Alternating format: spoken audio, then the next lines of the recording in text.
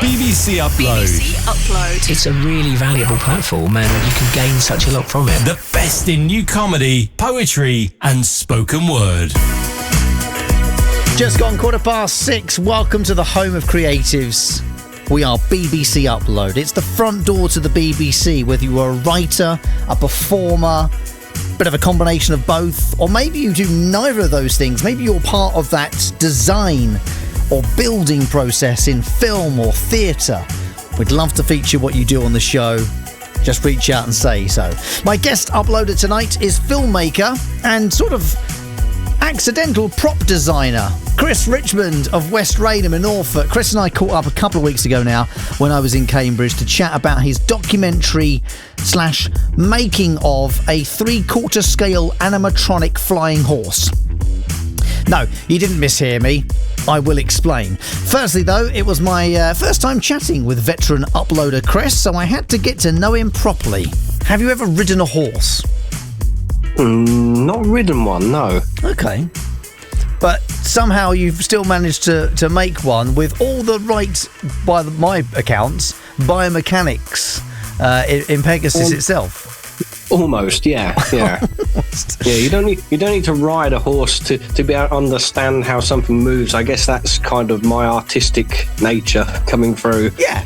The artistic license, Chris, is allowed in this. So, okay, the following up question is, because you're clearly a creative person with hands in many different pies, how would you most describe yourself if you were explaining to someone what you do? That is opening a can of worms. You know, I think I give a different answer every time, but just a creative who seems to be drifting through life, really. I don't really know what else to say in a nutshell. I think most creatives tend to do a bit of drifting regardless of what they do and how they do it. So when did you start? When did you... Take me back to the moment you realised that you were a creative person and that you sort of needed to do it, really, in order to sort of, I guess, appease your soul. It's just something I've always done. Gosh, I'd have to ask my mother about that, but it's just something I've always done. You know, I was the sort of kid who was happy with felt tip pens, cardboard boxes and all sorts, you know, just enjoy making stuff or recreating stuff. You know, it's just, I just find there's a joy in it, and there's also a joy in showing people what you've made as well. Yeah. Were you a fan of things like Blue Peter, Art Attack, those kind of shows, or maybe others? Well, I'd certainly say more Art Attack than Blue Peter for some reason. There's no particular bias there, but it's just, I guess that's what I was brought up with. No, listen, I loved a bit of Neil Buchanan and chucking flour and rice all over the floor to make massive art pieces from high up above. There was something very child friendly about that, in the sense that it was almost giving you permission to make a mess. Well, I never got permission. Always the best way, Chris. Seek forgiveness, not permission, I think is the full quote on that one. Story of my life. So when you were young and you did feel that need to be creative, did you have any, and I guess I use the title artists, that you perhaps aspired to be like at all? Not so much, no. I think with me it's either to try and recreate what I can see in my imagination, or recreate something that I've seen somewhere else and try and recreate it as realistically as possible. You know, that's the way I see things like that. Are you a good planner? No, my other half will tell you that. I try, but it's not always the way it goes. I asked that question specifically, Chris, because recently I started doing a bit of design work on my garden, and I tried for the very first time to draw what I wanted. I had it in my mind. I could sort of visualise what I roughly wanted. I thought, let me draw it, and then I can sort of stick to the plan. I sketched out what I thought was, kind of how I at least wanted to start, and started to execute it. And then immediately, I don't know, maybe 2 hours in, I was like, nah, I don't like that here. It's going to go over there. Actually, I'm not going to do that. I'm going to do that instead, and then I'll do this bit over here. And by the time I sort of finished doing just a couple of days of it, and I still got some more work to do, I go, that is nothing like what I drew. And I realised I can't follow a plan. Well, that's sometimes how it goes, especially with creativity, isn't it? You know, there is no plan. I mean, it's nice to have a plan and work towards it. Sometimes you discover pitfalls and various problems and things, and then it has to be a certain way. But I think as long as it starts with an initial idea, then that's a good thing, isn't it? I was recently told by someone that you don't judge a chef by the raw ingredients they start with, you judge them by the meal at the end of it. And I think the same goes for any creativity. So the process doesn't really matter that much as far as the resulting audience are concerned, as long as that final product is kind of, the done thing and it pleases the audience, then that's all that really matters. Yeah, I think so.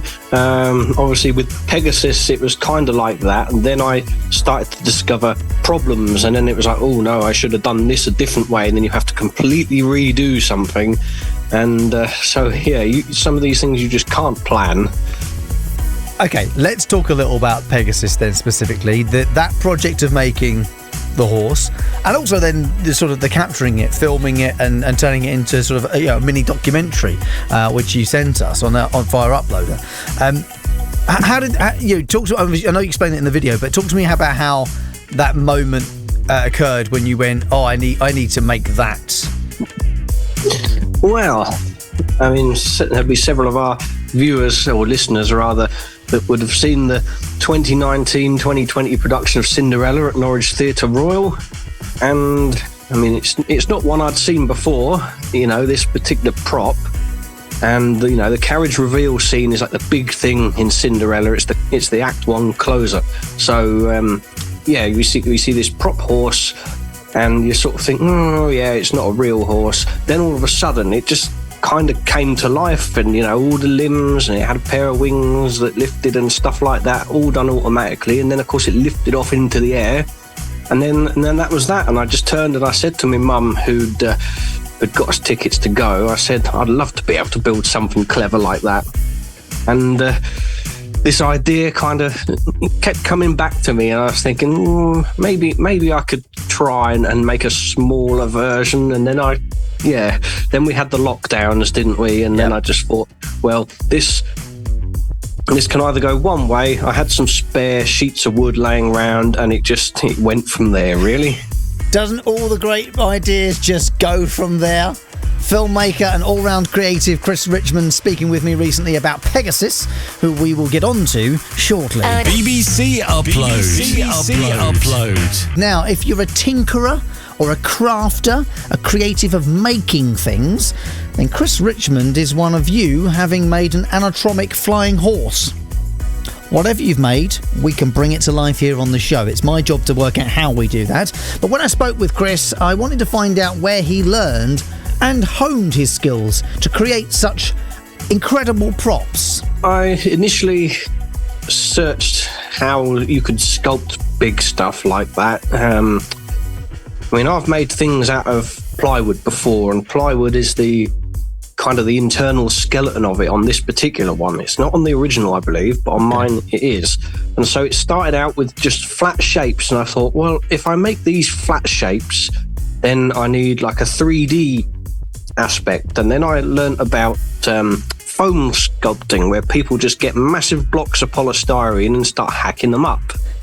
And I thought, oh yeah, that looks simple enough. I didn't realise quite how messy it was at the time, but and so I got hold of some insulation boards and just built up the shape. And, you cut bits off, and if it looks right, brilliant, you keep going and you keep moulding.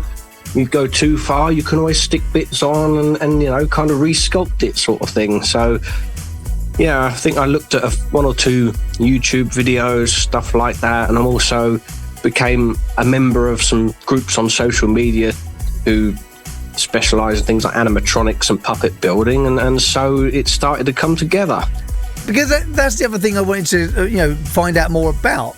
You've not only essentially taught yourself how to build with foam and with plywood, but you've taught yourself about some basic mechanics, some basic electrical work as well. You've installed a motor in there, and you've had to work out a lot of the dimensions, the physics behind it as well. And So what was the trickiest part for you to learn and do? The trickiest part, and I'm still trying to work out how to do it properly, is the electrical side of it, because it currently works on a simple circuit, and all the movement happens just off one motor, so the movement is like continuous. Yeah. But I want to kind of add a little bit more to that, and get the motor to stop at a certain point for storage and stuff like that, and then but you need relays and things, and there are various pitfalls and problems I still haven't quite got my head around yet. But what you're saying there is certainly relatable. It's a thirst for knowledge, and when this idea kept coming back to me after I saw it at the Theatre Royal, I was like, well, and then it just kind of came to me as like cranks and levers and stuff I'd learnt back in school, funnily enough. I was like, oh yes, that would work perfectly. And then it was a case of trial and error, experimentation, a little bit of 3D modelling to try and convince myself it would work before I spent all that money on parts. But that's how that all came about. Chris, you're a better person than I am, because I'd have just gone out and bought all the stuff and gone, I'll work it out later, don't worry about that. And also, on a project that size, you've got to keep going. Maybe not. Shout out to the design and tech teachers as well, by the way. We salute you, because we did learn a lot of things from you, even if at the time we didn't necessarily show any appreciation for it. So building Pegasus was one side of things, but you've obviously also thought about capturing some of that process and talking about it and turning it into a documentary, which is what you sent us at BBC Upload. Was that something you were quite comfortable with doing, in making that documentary? You've obviously done lots of videos online before, having seen plenty of them on BBC Upload in the past. Yeah, it's something that needed to be done, I think, and obviously it's completely different to the video work I do, but at the same time it needed a video to try and explain to all these people, why have I not really been creating content, and what a topic, because people just aren't expecting it. So obviously being kind of my baby, if you like, I had a few goes at trying to compile a video, because you think, oh yeah, that'll work. You put it all together, you come back to it a little while later and you think, actually no, I'm going to change the narrative of this slightly, and then you have to, like you did with the garden, you have to kind of start again, and then you think, hang on, this isn't where I meant to be going with this at all. Yeah, that's very true. That's exactly what went through my head, in fairness. I want to ask a little bit about video making and video editing, which is the thing you're kind of, I guess, more used to doing and more normal part of your creative outlet. Is there something is there something that you know today that you wish you'd known when you started making those first videos? Yeah, some of my earlier stuff is still on YouTube and it's awful. I just leave it up there because people still watch it, and I think that's great, but I can no longer watch it because I just think, what on earth, this is awful. Why? Okay, so important question then, Chris. Why today do you sit there and watch those first videos and think they're awful? What is it you know now that you wish you could do better if you could go back in a time machine? Well, aside from the fact technology has advanced a hell of a long way in the 13 years I've been doing videos online, yep, it's more a case of slowing down a bit and choosing shots rather than trying to include as many as possible in a short space and making it all too crashy, and it needs to be spaced out. And I kind of hope I'm achieving that a bit. I still have, still criticise my own work watching it, thinking, no, I could have done that better. But I guess that's part of being a creative person as well, isn't it? 100% agree with that statement. You'll never ever be fully satisfied with your creativity, I think, as someone who has that in them. And I think the day you do, you should definitely worry. But I think it's why. I think there's why there's no end goal in creativity. There's not an end point where you go, well, I have completed writing, I have completed podcasting. Like you don't just get to a point where you've learned it all. It's always evolving, and like you say, even simply with technology, progressing onwards, the techniques will get perhaps better. It'll become easier to make certain things in certain mediums. So, yeah, I don't think there's an end goal, and I think that's why it's always good to keep hold of that old stuff, because you can kind of look back on it and go, crikey, I've come... Because especially when you don't feel like you're progressing very much in a creative field, it's good to have that stuff from last year, the year before that, and maybe a decade ago, because you go, I don't feel like I'm really getting anywhere with this, and then you look back and go, well, I have come one heck of a way since that piece of rubbish over there. Yes, I can certainly relate to that. But at the same time, when you look back, you think, well, actually, no, I've actually achieved quite a lot. So there's always the good side of it as well. Polystyrene hacker Chris Richmond on BBC Upload. My Upload guest this week, Mr. Douglas Rintoul, joining us on the show. But not before finishing up my chat with West Raynham's guest uploader tonight, Chris Richmond. He is primarily a video maker whose work can be found online, but he caught my attention with one such video documenting the creation of an animatronic flying horse. Whatever you make, whatever you're filming, I'd love to see it. Stop giggling. So, when Chris and I spoke a few days back, I asked him where his work is usually kept, and of course, the obligatory final three. Well, I'm on YouTube, Chris Richmond. Some listeners may know me from my previous work, Norfolk Uncovered series. So yeah, just hit me up on YouTube. My new series of my kind of vlogumentary videos, if you like, which is still ongoing, of which this is part of, is Norfolk Curiosity, which seems to sum me up quite well. It's a nice name. I think it's a good name. It makes you want to know what it is. It's got that immediate appeal in that front. And as far as Pegasus is concerned, is Pegasus okay? Where are they? Hopefully coming home soon. Still down in Kent, where Pegasus has been since, well, pantomime season. I think it's being used in their adult panto before everything comes back in the truck back to Norfolk. So yeah, I'm looking forward to getting my hands on it and getting it ready for next year. I'm not going to say much on this matter, but if I've met some adult panto cast and crew, and definitely check Pegasus over thoroughly. That's all I'm going to say on the matter, because they're a cheeky bunch. Chris, Sure they are.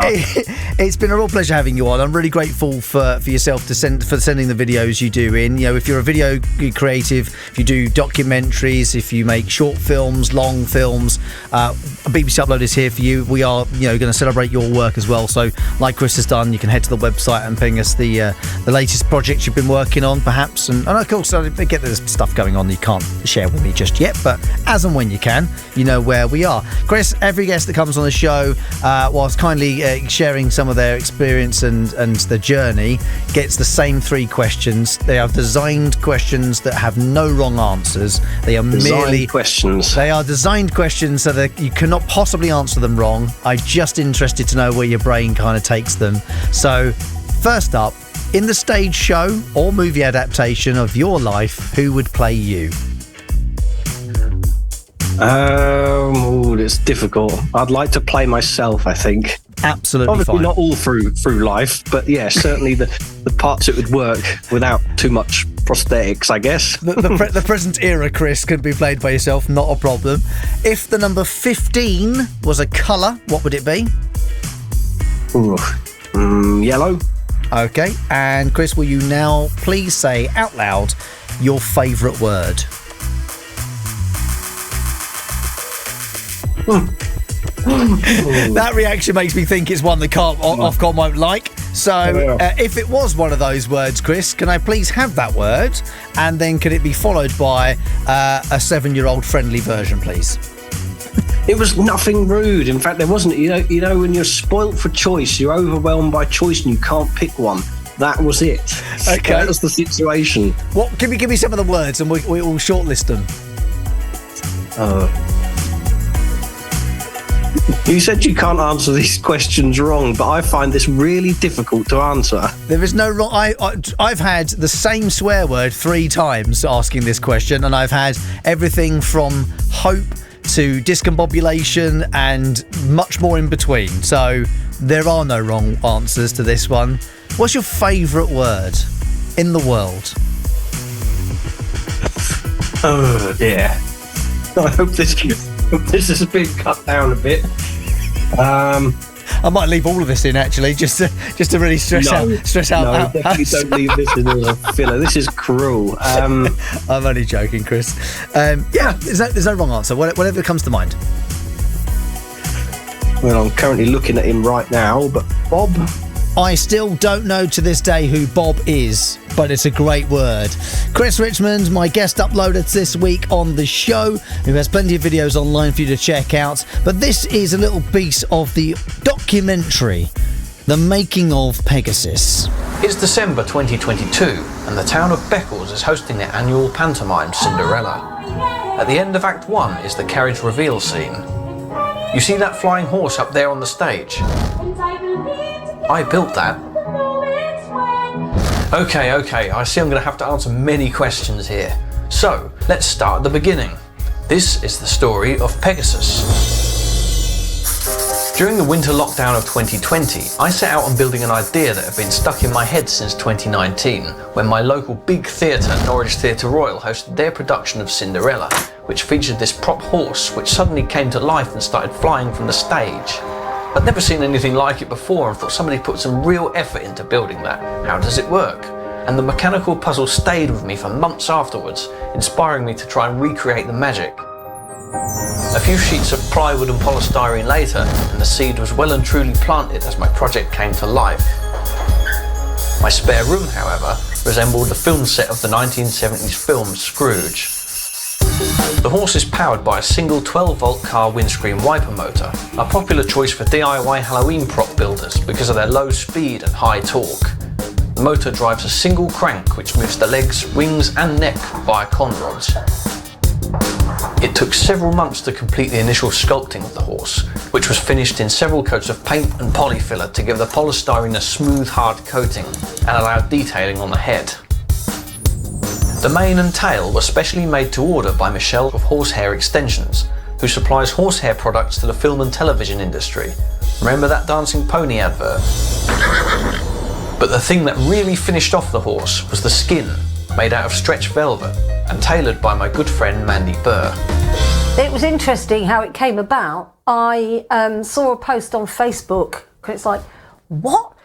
Where'd you make that? How? It looks amazing. And while I was thinking this idea up in my head, it just really just came to me as a giant pair of tights with 4 legs and a zip across the top. It needs to be seen to be believed, but it is truly incredible. And I'm very grateful to Chris Richmond of Norfolk for sending that to me, or at least the video. He didn't send me Pegasus. That would have been... I mean, Chris would never get Pegasus back. Chris, warning, if you send Pegasus here, you're never getting it back. I will keep it forever, and it will just become a permanent prop on this show.